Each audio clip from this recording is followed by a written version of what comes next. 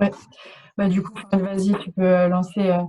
Je leur ai déjà dit qu'on allait faire cette intervention à deux voix, donc je vais faire un peu une présentation générale et toi, tu rentreras plus dans les détails vu que tu travailles sur un projet en particulier et que moi, je suis aussi et surtout la coordination du réseau des différentes pépinières urbaines. Donc, j'ai déjà dit qu'il y en avait quatre, donc une en Côte d'Ivoire à Abidjan, une au Sénégal à Dakar, une au Burkina Faso à Ouagadougou et une dans plusieurs villes de Tunisie. Donc en fait, quand on parle des pépinières urbaines, on parle de projets collaboratifs qui sont financés par l'Agence française de développement. Donc en gros, c'est la banque de l'État français qui finance des projets de développement à l'étranger. Et les pépinières urbaines soutiennent la co-création de micro-projets d'aménagement urbain et d'actions citoyennes dans l'espace public en travaillant, en faisant travailler ensemble tous les acteurs de la ville, ou le plus possible en tout cas.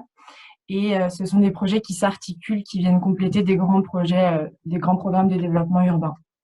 Là, vous avez une photo d'une réalisation de la pépinière de Ouagadougou et d'un dispositif de radio mobile dont Florent vous reparlera à Dakar. Est-ce que tu peux changer de slide, s'il te plaît?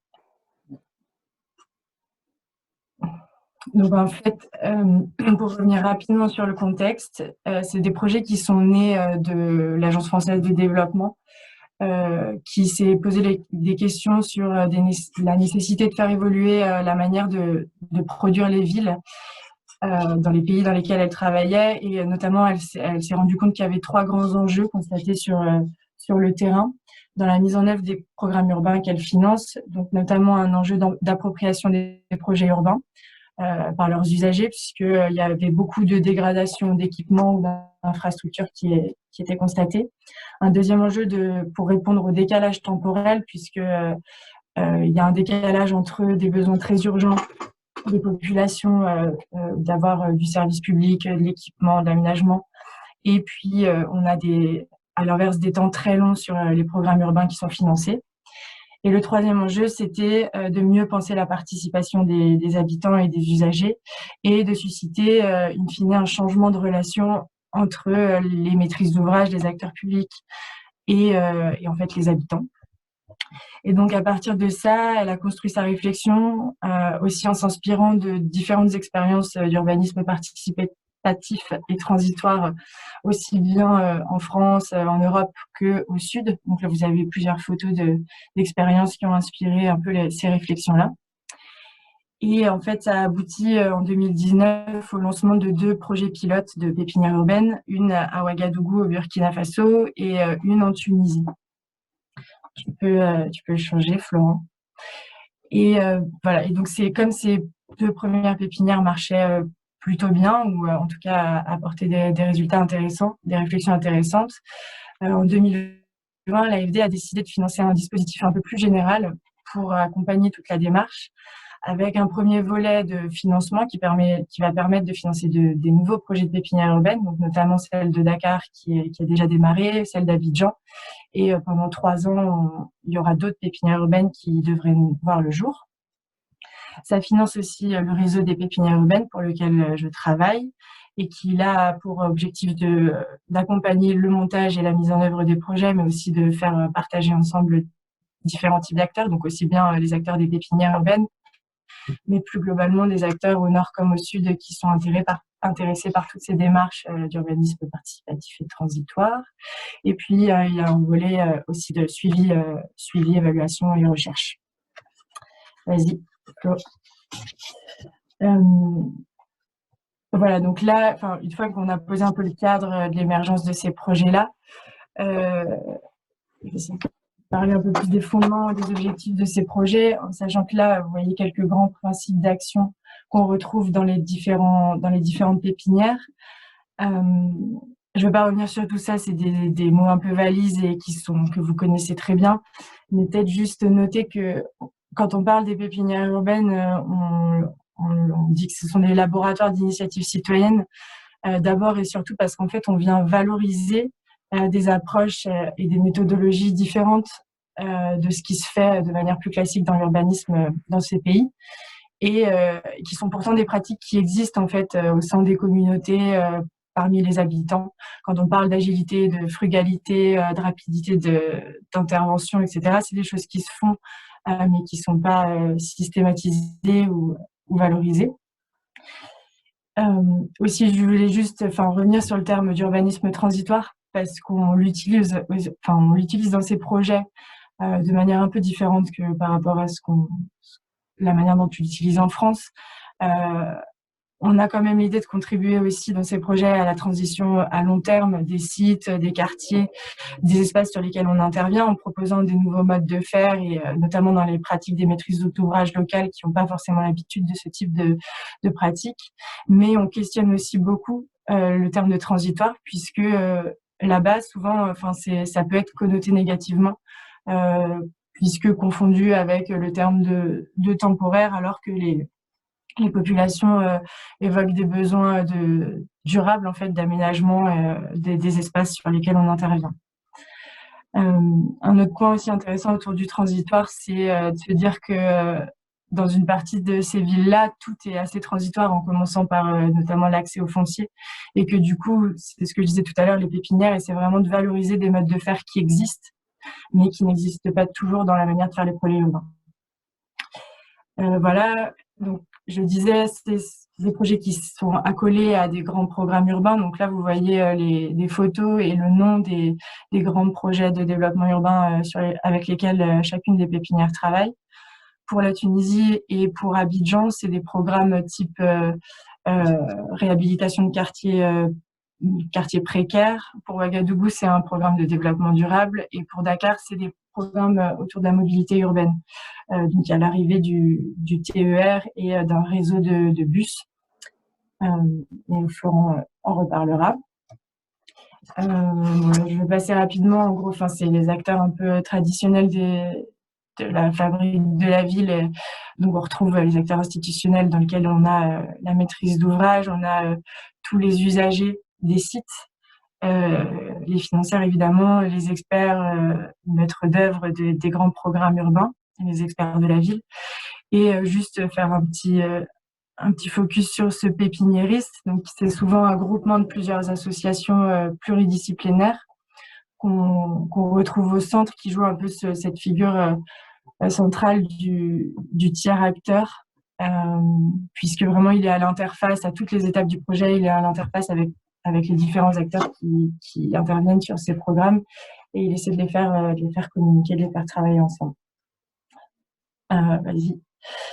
Voilà, et pour terminer, je voulais faire un petit point sur le socle commun des différentes étapes qu'on peut retrouver dans les pépinières urbaines. Alors, en notant bien que chaque projet a son cycle et ses propres étapes, mais qu'il y a des éléments qui peuvent se retrouver un peu dans chacun dans ces pépinières urbaines.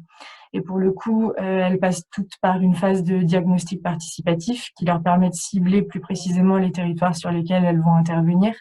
Et puis, les acteurs, les usages et les besoins qui peuvent ressortir. Là, vous voyez... vas-y, avance. Non, avance, c'est bon. Ensuite, il y a souvent une phase de co-conception, là, qui permet en fait de passer de cette phase de diagnostic à une phase plutôt de création, en venant traduire des données, des analyses en esquisses, dessins et formes. Et elle permet aussi, cette phase, de faire vraiment des allers-retours entre les différents acteurs et puis de nourrir le dialogue. Donc, sur la pépinière de Dakar, Florent vous parlera de cet outil de radio mobile qui a permis de favoriser ces échanges. Vas-y. Ensuite, pour la sélection des projets, ici aussi, on a différentes méthodes. Par exemple, en Tunisie, ils ont organisé à l'issue de la phase de diagnostic et de co-conception un vote citoyen pour que dans chaque quartier ciblé, les gens puissent voter sur les projets qui les intéressaient le plus. Et à Ouagadougou, par contre, là, on a eu deux types de sélection de projets. On a eu des projets d'aménagement qui ont été plutôt co-conçus puis validés par un comité technique. Et on a aussi eu un espèce de fonds d'appui et de vote, mais plutôt pour tous les projets d'animation, d'activation du site, comme on voit là sur les photos des installations artistiques ou une bibliothèque mobile. Vas-y. Pardon. Voilà, donc ensuite on a cette phase de co-construction donc qui passe très souvent par des chantiers participatifs et qui donne lieu à des réalisations telles que vous pouvez voir, soit du mobilier urbain, soit des aires de jeu, soit des parcours sportifs.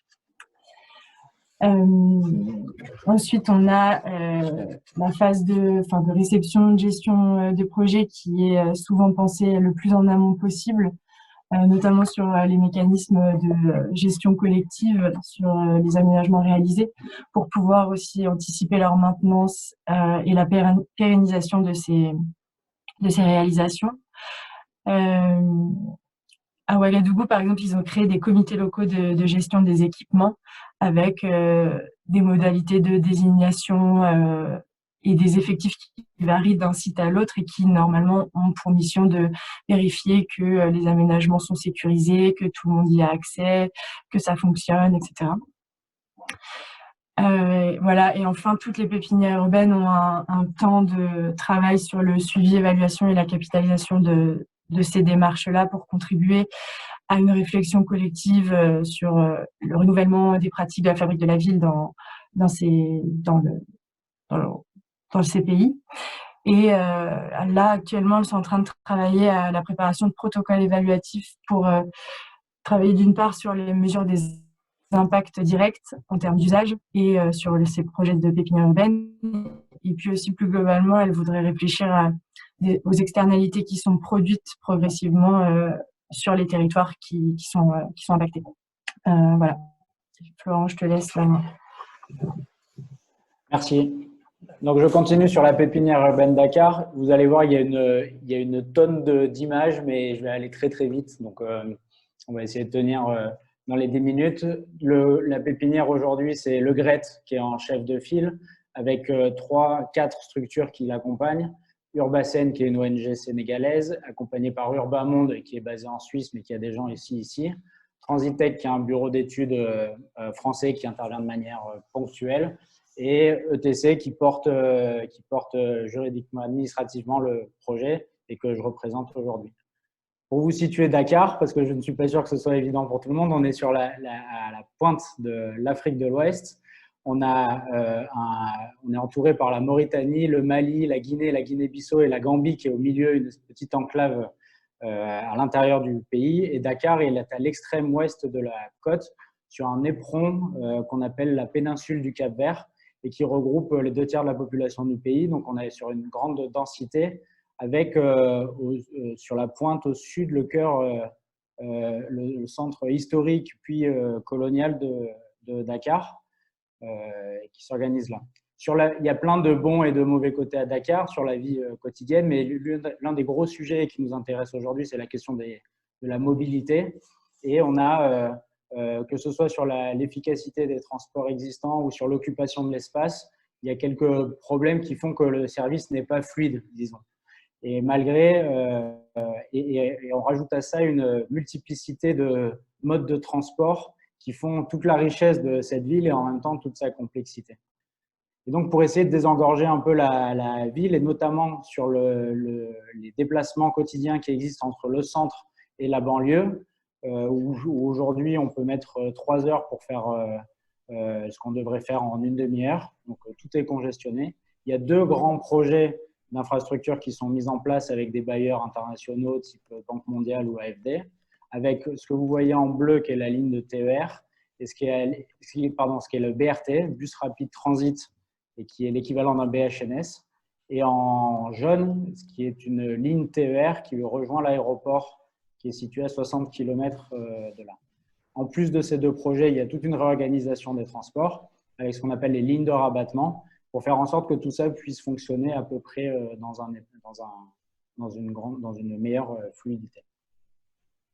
La grande question qu'on se pose, c'est de savoir comment ces projets structurants à l'échelle de la métro du Grand Dakar peuvent être pensés comme des opportunités de développement local. Et donc, on travaille principalement avec la maîtrise d'ouvrage que l'on a, qui est le CETUD, donc l'autorité régulatrice des transports, qui, elle, est en charge de la mise en place du TER et du BRT, avec à chaque fois des maîtrises d'ouvrage déléguées qui ne sont pas encore désignées pour le BRT, parce que les travaux sont vraiment en retard par rapport à ce qu'ils devraient être, mais qu'ils sont par rapport au TER avec différentes agences avec lesquelles on doit travailler. Sans rentrer trop dans les détails, le travail de la pépinière dans un premier temps, ça a été d'aller sur chacun des sites, sur chacun des haltes, des arrêts qui sont programmés, essayer de comprendre ce qui s'y passe, et notamment pour faire un choix sur les sites sur lesquels on allait travailler en priorité, sachant qu'on est là juste sur du prototypage de réponses à des questions qui vont être posées de manière générale. Pour vous donner un ordre de grandeur, le budget global de la pépinière, c'est 550 000 € sur 2 ans, ce qui est presque anecdotique par rapport aux milliards qui sont engagés par rapport aux projets d'infrastructure à côté. Mais néanmoins, il y a eu ce travail d'identification et de repérage sur les différents sites jusqu'à qu'on aboutisse au choix d'un site pilote sur lequel on allait développer les prémices de cette démarche, qui est la halte PNR, qui est à peu près à mi-chemin entre le centre de Dakar et l'aéroport, donc à 30 km du centre-ville, et qui est une halte qui nous a paru intéressante pour tous les enjeux que vous allez voir et ce qu'elle représente. Pour faire comprendre, pour faire admettre le process, il faut que l'intégralité des acteurs qui gravitent autour de ces lieux soient impliqués. Et il y a un dicton admis et partagé par tout le monde qui dit « tout ce qui se fait sans nous se fait contre nous ». Et c'est quelque chose qui est suffisamment admis pour qu'on soit obligé de… Et c'est là aussi toute la richesse du projet, c'est qu'on puisse arriver à mettre autour de la table des représentants de nombreuses activités. Et là, autour de la table, on a le préfet et des représentants économiques sur la site. Donc, on a ce choix de la gare de la halte PNR qui a été fait. Je vous montre des images de la gare pour que vous vous rendiez compte un peu le contexte dans lequel on est. Donc là, on est sur l'entrée d'une gare historique. C'est une gare routière qui est sur une organisation une occupation de l'espace qui est parfois un peu, disons, chaotique. Et à côté de ça, on a une halte TER, donc toute neuve, qui n'est pas encore livrée, qui va venir être à cet endroit-là et qui va tenter de s'intégrer.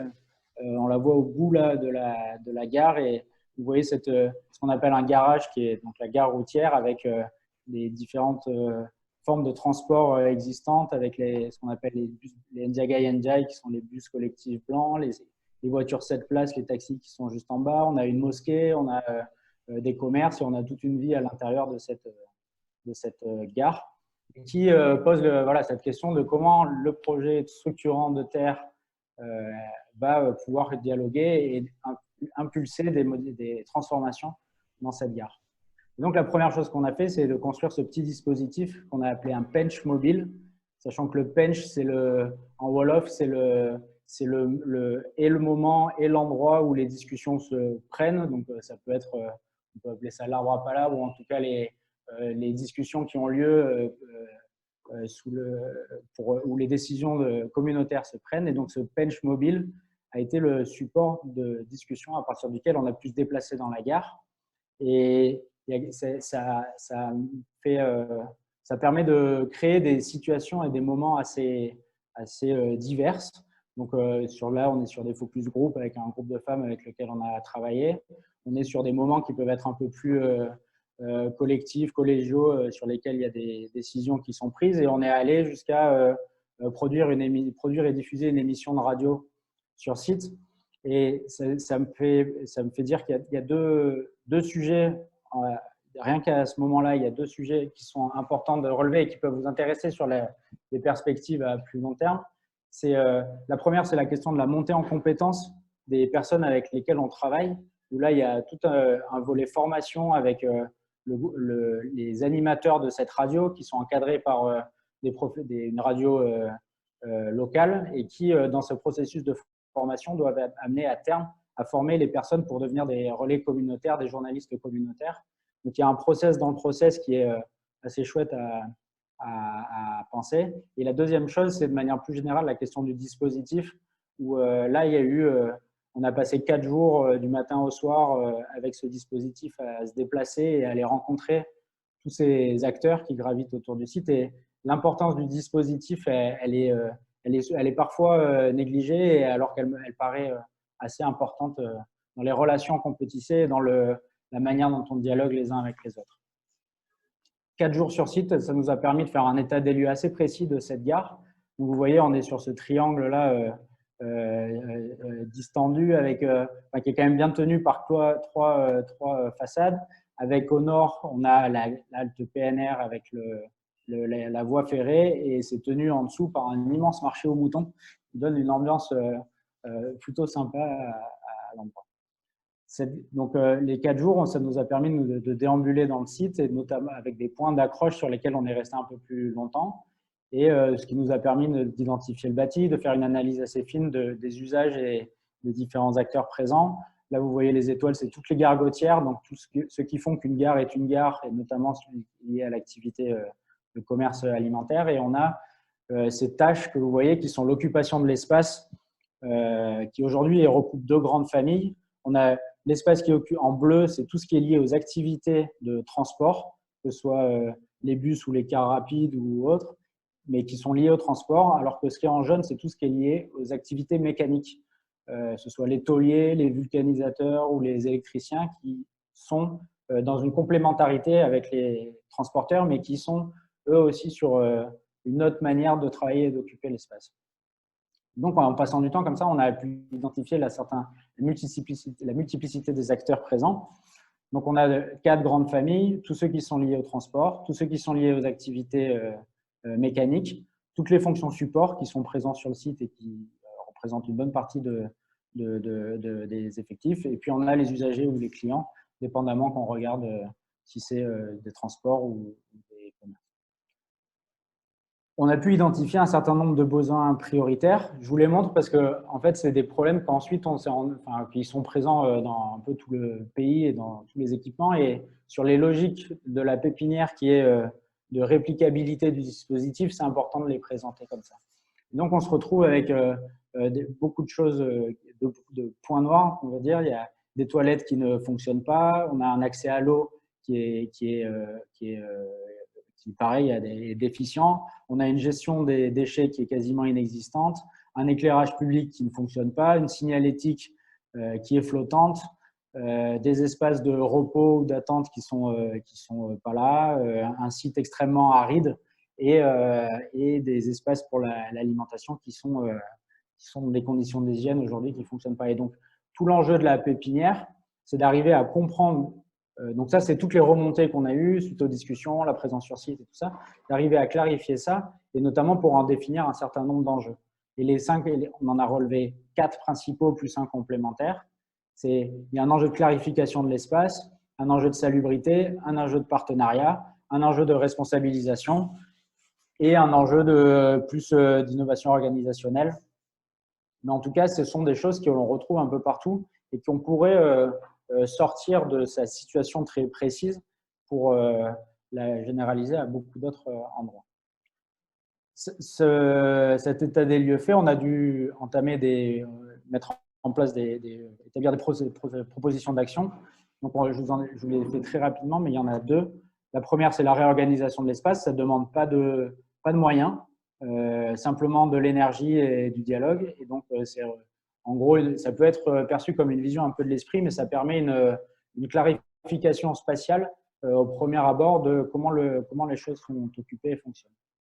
Le deuxième point, c'est regarder sur les questions de flux et d'intensité de fonctionnement, et notamment dans un développement futur par rapport à l'ouverture de la gare qui va modifier un peu tout ça. Mais lorsqu'on regarde les points d'intensité, on a quelques infrastructures qui sont existantes, qui ont le mérite d'être là, même si elles devraient être améliorées. Sauf qu'on se rend compte que sur le point d'intensité principal, qui est celui de l'entrée-sortie de la gare, on a un déficit d'équipement. Et donc, la proposition de la pépinière, c'est de dire, OK, on va intervenir sur cette zone pour essayer d'avoir une réponse à quelques-uns de tous ces sujets qui a été présenté. Et donc, avec ça, ce diagnostic et ces 2 propositions d'action, on a dû aller retourner voir tous les acteurs qui ont été impliqués, et dans un ordre qui est très précis, très codifié. Donc, en commençant par la maîtrise d'ouvrage et les différentes maîtrises d'ouvrage déléguées. Ensuite, on allait voir toutes les responsables administratifs de la préfecture jusqu'aux marraines de quartier. Et ensuite, les acteurs de la gare avec dans les différentes hiérarchies, disons, qu'ils peuvent occuper. pour ensuite réunir tout le monde sur la gare et amender et valider ces propositions d'action sur le site. Ce process, il peut paraître assez fastidieux, mais il permet encore une fois d'avoir tout le monde qui s'imprègne et qui s'implique dans le projet. Et donc, c'est important et nécessaire. Suite à ça, une fois que les grandes intentions elles étaient validées, on a commencé un travail plus fin de conception sur place. Donc là, pareil, on organise des ateliers, on fait des ateliers programmatiques, des ateliers de dessin, on essaye d'affiner les propositions formelles, jusqu'à arriver à une proposition de chantier qui va être réalisée et qui a été validée par les acteurs du site. Et là, on entame un processus inverse de revalidation de toutes les décisions qui ont été prises en retournant voir toutes les strates, mais dans l'autre sens. Donc, on est parti des acteurs, disons, du terrain pour remonter. Et aujourd'hui, la dernière personne qui nous reste la dernière validation qui nous manque, c'est celle du préfet et qui devrait arriver, puisque à partir du moment où tout le monde a été finalement remis dans la boucle dans le bon sens, on arrive à faire en sorte que ce soit accepté. C'est des images qui ont été proposées pour le chantier qui a la réponse formelle, qui ne sont pas des images de concours, mais qui permettent de discuter et de voir la proposition qu'on va faire. Et donc, on va travailler sur le chantier d'un aménagement pilote qui fait 50 mètres de long sur 10 de large, qui essaye de regrouper un peu toutes les problématiques qu'on a vues, de travailler d'un point de vue architectural sur la question, en tout cas des matériaux, sur la question du réemploi, sur la question des savoir-faire locaux, des matériaux sourcés, d'essayer de combiner un peu tout ça, de sortir d'un imaginaire du tout béton et du tout parpaing qui est la situation, et de travailler avec des artisans qui sont chacun dans des champs spécifiques et mettre en lien les uns avec les autres pour arriver à produire normalement d'ici 2 semaines, on commence le chantier. Pour vous donner un ordre de grandeur, la réponse qu'on fait sur un site qui nécessiterait 5 millions d'euros de travaux, vous avez vu l'ampleur du site, là on est à 18 millions de francs CFA, ce qui fait 25 000 euros pour construire ce petit équipement. On pourra revenir peut-être plus dans les discussions, parce que je pense que c'est mieux qu'on échange après, mais moi, il y a plein de questions qui sont soulevées sur, par exemple, ce qu'on appelle les AGR, les activités génératrices de revenus. Comment on fait en sorte que quand on produit un espace, on arrive à faire en sorte que cet espace permette à d'autres personnes de l'occuper pour avoir une activité économique. Donc ça, c'est quelque chose qu'on essaye d'intégrer quand on installe un point d'eau à cet endroit-là avec une pompe, un système de filtration qui permettent de payer quelqu'un pour discuter. La deuxième grande question qui est plus de manière générale et qui pourrait vous intéresser, et après on peut en discuter, c'est qu'en fait là on est sur un programme public qui moi me taraude, c'est qu'on est sur un programme public, d'investissement public pour penser et organiser de l'économie informelle.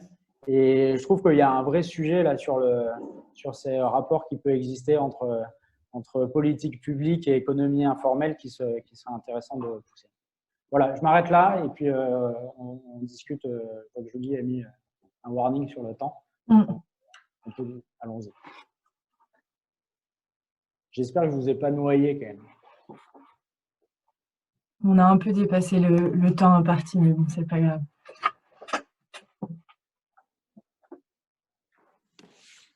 Merci.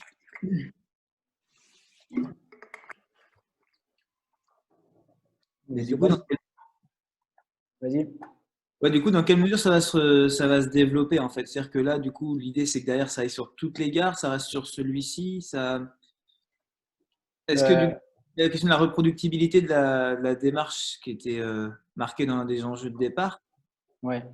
Dans quelle mesure elle sera valable? Alors, il y a d'abord sur le site en lui-même où il y a le prototypage disons que ce premier aménagement a été pensé avec une succession de modules. Et donc là, dans les effets qu'on espère induire, c'est travailler avec les différents acteurs institutionnels pour qu'ils puissent venir se mettre autour de la table et surtout mettre de l'argent pour pouvoir développer cet aménagement de manière disséminée dans la site pour arriver à long terme à une structuration un peu plus importante de la gare. Et l'autre travail qu'on mène en parallèle, c'est effectivement d'aller sur différentes gares, de penser avec ce dispositif mobile, avec des schémas, des défrichages qu'on a fait sur les rapports institutionnels qui existent et sur la manière d'impliquer les acteurs pour arriver sur 3, 4 ou 5 sites dans le cadre du programme, arriver à proposer des solutions. À chaque fois, on sera sur des réponses qui seront différentes. Et en tout cas, on espère qu'en 2 ans, on arrive à travailler sur 5 sites qui chacun auront des effets leviers à leur échelle et qui ensuite pourront disséminer sur l'ensemble des gares ou des haltes existantes. Sachant que les questions qui sont posées là, en fait, elles sont valables sur tout Dakar, quoi. C'est les mêmes sujets, les mêmes problèmes, les mêmes enjeux à chaque fois. Donc, c'est plus sur la mise en mouvement des différents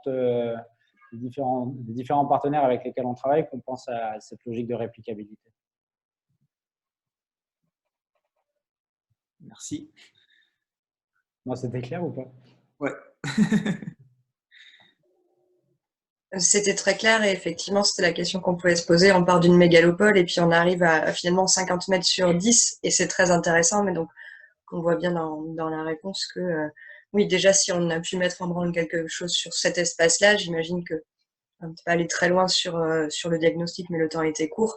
C'est parce que ce site-là était pertinent en termes d'enjeux et aussi peut-être pour faire quelque chose qui ensuite sera modélisable ailleurs. Donc, c'était clair. Mais il y a un peu l'enjeu aussi derrière en fait, d'embarquer les acteurs publics qui n'ont pas du tout l'habitude de ce genre de choses en leur montrant par l'exemple et par des petites expériences qu'ils peuvent fonctionner différemment avec peu de moyens et que c'est pas très compliqué de pouvoir développer dans leurs autres projets à terme. C'est un peu cette idée-là. Je me posais une question et que tu posais à la fin sur de l'action publique sur des activités économiques un peu informelles et je me posais la question aussi avec la question des usages et de la cartographie des usages qui est faite au début, alors que je trouvais déjà très clair d'avoir pu distinguer ce qui relève de l'activité transport, de l'activité, je sais plus, commerce, etc. Je trouvais que c'était déjà pas mal sur un site comme celui-là. Et là, en plus de définir qu'il y aura une partie dédiée, est-ce que c'est possible réellement? Est-ce que c'est les aménagements proposés qui vont le faciliter? Alors, au Sénégal, on est à 80% de l'économie qui est de l'économie informelle. Donc, ça représente le gros de toute l'activité. C'est valable notamment dans les transports. Et malgré le fait que certains transporteurs sont organisés en GIE, groupement d'intérêt économique, leur formalisation, je ne sais pas comment on dit, mais en tout cas, ils n'existent pas juridiquement. En revanche, ils ont des représentants qui sont désignés comme tels et donc avec lesquels on peut discuter et qui, eux, ont une certaine autorité sur leur GIE. Et donc, là, dans le cas présent, on a le président de la gare qui représente les transporteurs et le président du GIE des transporteurs qui sont, depuis le début, partie prenante de la chose et qui, eux-mêmes, portent cette idée de vouloir réorganiser l'espace. Parce que pour leurs propres activités, c'est des deux champs, ça ne marche pas. Donc, ils ont nécessité eux-mêmes et c'est des souhaits qui sont exprimés de leur part. Donc, on essaye, ce qu'il faut qu'on arrive à faire maintenant, c'est d'arriver à le caler par rapport au début du chantier pour que l'impulsion qui va être donnée avec ce chantier permette de mettre en branle d'autres dynamiques en même temps, et notamment cette réorganisation. Et en soi, c'est pas très compliqué, hein, puisque c'est concrètement le garagiste, il y a une vingtaine de garagistes plus leurs 5-6 apprentis chacun, mais ils ont une caisse à outils chacun. Donc, c'est pas très compliqué les déplacements et en termes d'infrastructure, c'est pas énorme. C'est juste de la négociation et du portage local. Est-ce que dans cette… pardon, s'il y en a qui ont d'autres questions, je vais pas… Mais du coup, est-ce que dans cette réorganisation des usages-là, il y a quand même il y a beaucoup d'intermédiaires, il y a beaucoup de métiers de facilitation à micro-échelle entre les différents occupants. Est-ce que du coup, ça s'accompagnera ou est-ce qu'il y a une volonté d'accompagner peut-être des changements, pas de métier, mais de fonction sur le site?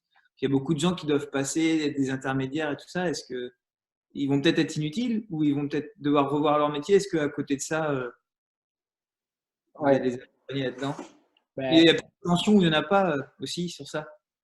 alors, il y a plusieurs choses, plusieurs mouvements en même temps. C'est-à-dire qu'avec la réorganisation des transports, on a de nouvelles activités liées au transport qui vont venir dans cette gare et donc elle va devoir monter en capacité sur cet espace restreint. Donc, c'est le premier élément. Et ça, ce n'est pas encore pensé ni anticipé. Le deuxième élément, c'est lié aux artisans, où en fait, ils ont déjà été indemnisés pour une activité, donc pas légale, mais ils ont été indemnisés pour aller sur un autre site. Sauf qu'ils ne veulent pas rester. Et de toute manière, pardon, ils ne veulent pas partir parce qu'ils ont leur activité ici. Mais de toute manière, tant que les nouveaux transports ne sont pas arrivés, la nature ayant horreur du vide, eux restent là et l'occupent. Donc là, un des enjeux de cette réorganisation, c'est aussi à terme d'avoir une gare qui fonctionne telle qu'elle est, qui puisse fonctionner si jamais on récupère la place qui aujourd'hui est impartie aux activités mécaniques, mais qui aussi puisse fonctionner si les deux restent en l'état, parce que chacune des l'arrivée des transports, le changement de place et tout ça, ça peut prendre encore 5 ans. Donc, voilà. Sur des gens qui sont sur des activités au jour le jour. Donc, c'est de jeux de temporalité et d'enjeux économiques qui sont à prendre en compte. Il y a plein de subtilités que moi, je ne maîtrise pas. Et donc, c'est le travail d'équipe avec les différents partenaires là, sur lesquels on est, d'arriver justement à affiner un peu la chose. Mais l'important, c'est d'avoir des portages locaux très forts, quoi. Donc, les représentants sont à chaque fois associés à chacune des étapes, ce qui peut parfois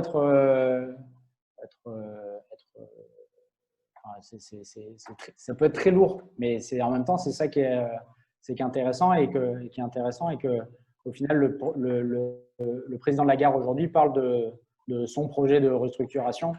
Et donc, c'est qu'il y a des choses qui sont bien appropriées.